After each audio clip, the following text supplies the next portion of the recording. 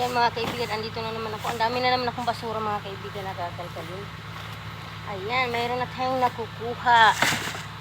Mga kaibigan, tsaga-tsaga lang tayo. Ang dami na naman akong kalkalin na na basura. Basurang kay ganda sa umaga. Aray ko.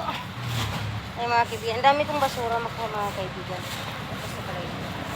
Ang dami ng basura na naman dito nakatambak. So, ayan. Anuhin natin mga kaibigan.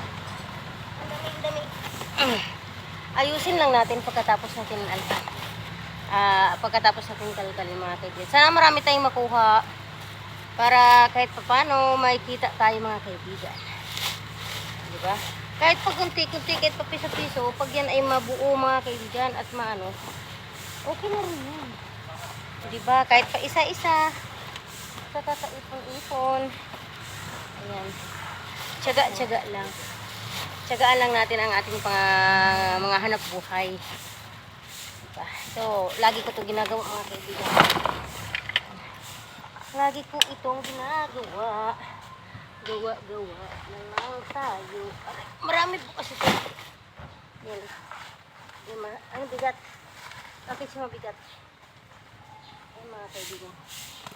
Hindi ko alam ang mabigat. May mabibigat na bag. So, grabe ang init mga kaibigan. Sobrang init. Grabe na yung pawis ko na tumutulo.